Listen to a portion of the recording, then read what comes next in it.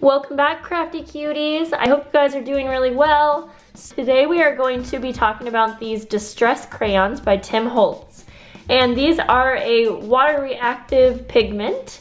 I believe they are similar to geltaos, but this will be the first time I'm using them. So let's just get right in. I am going to make a background for a card. And then at the end, I will compare these two geltaos so we can see how they compare. And you can get these online. You can get these at Michael's and Craft Warehouse and probably some other places. I think these run for about $12. I got mine for, I think they're on sale for about $9.99. And I had a gift card, so that was cool because I didn't actually have to pay for them. But I also saw these on scrapbookpals.com for around $10. So yeah, let's hop right in. So each set does come with 6 different colors. I think I saw about 4 different varieties of colors. Today I am just going to be using some normal cardstock, and I'm going to be using a piece of watercolor paper just to kind of see what the difference is and how they work. So I am just going to start out by scribbling some color on, and I'm so sorry about the shadows. I swear the sun only comes out like right when I'm about to film. So, ooh, really, really smooth texture. So I'm gonna do both kind of just to, now of course this watercolor paper is a lot more porous, so we will see. It's kind of like a lipstick, and let's see, I think they twist up.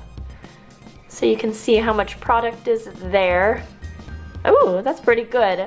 However, I know with geltaos, it does kind of take up a lot of product. So not sure how long that will last, but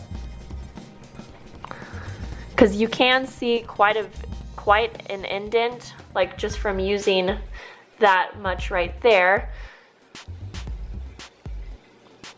Now the reason why I would suggest using like a watercolor paper or maybe a mixed media paper is because if you are planning on using water with these, you know, the paper is going to warp less, I think.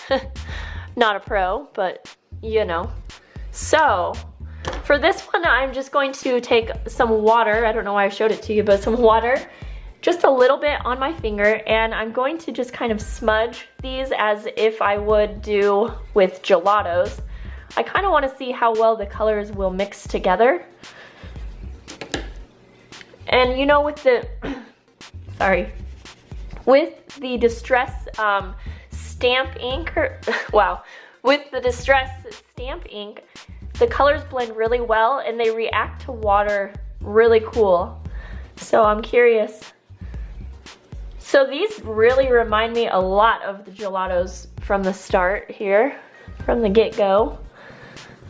To be honest, I mean, they are really similar. I feel like the colors are not blending as much as I thought they would. I mean, I could be using this wrong. I haven't used it yet. This is the first time I'm using these, I guess.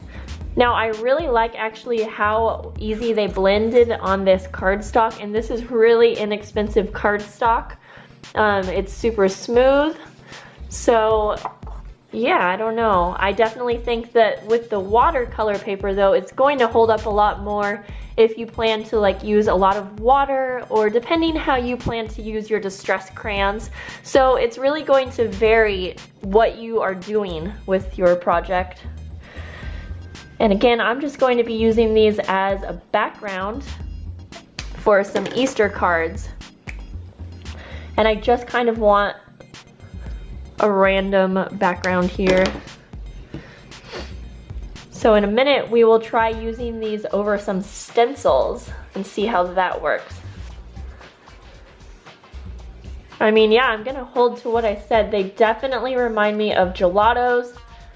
I guess I expected them to react with water a little bit different, just because I'm used to the other Distress products. So let's actually just take a stencil here. I'm going to take just a wet paper towel. If you had baby wipes, I think that would work really well.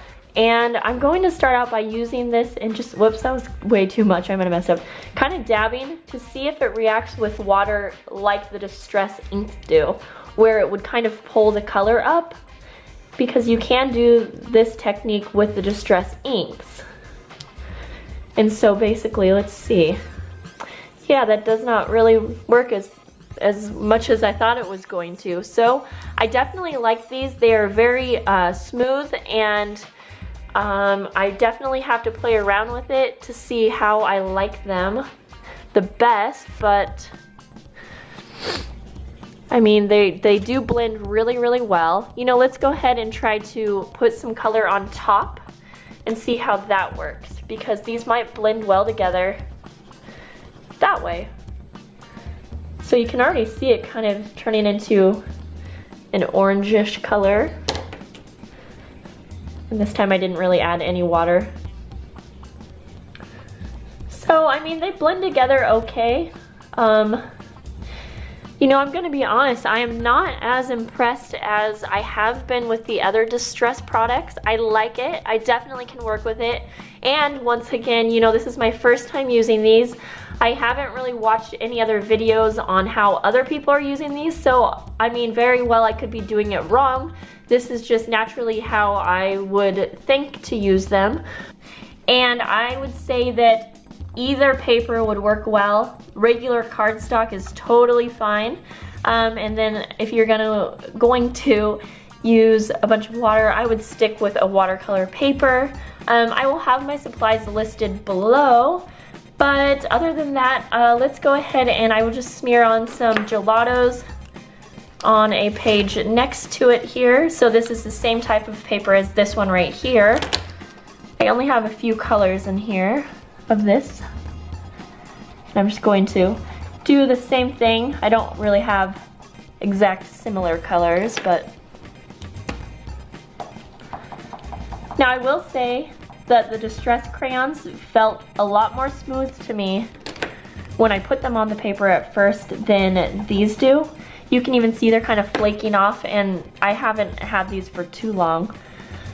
But these are really creamy, and yeah, I honestly feel like the gelatos blended a lot better. So I'm going to, you know, work with these. I think that I'm sure I can make them work. I like the colors they have, and they do offer a lot more colors that are really pretty. So yeah, I don't know. It was definitely fun to try these out. Let me know if you guys have tried these. Let me know what you think.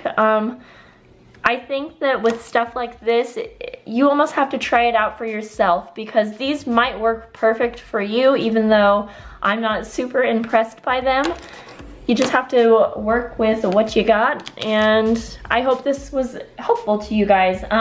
I will show you the completed cards that I was making with the Distress crayon backgrounds. Alright guys, so I just wanted to pop on real quick. I don't have all of these cards finished, but I wanted to tell you a few details about these cards.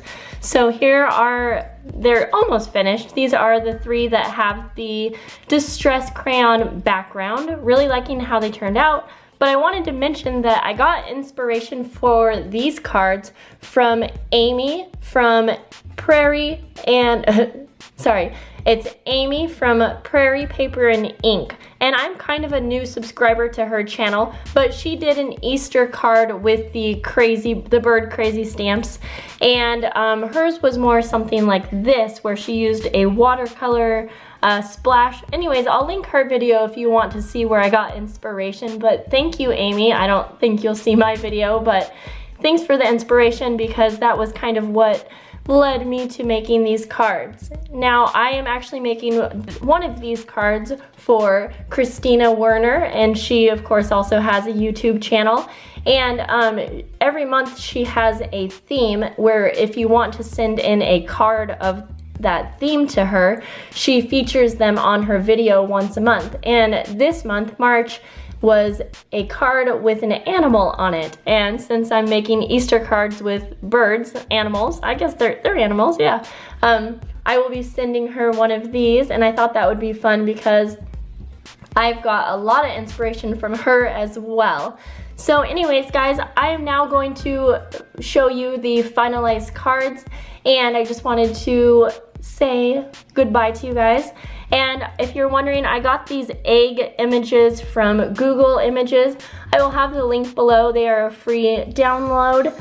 And other than that, I think I should have everything listed below. I will have Christina Werner and Amy's channels listed below too if you guys want to check them out if you haven't already checked their channels out. And thanks for watching, guys. I'll talk to you later. Bye.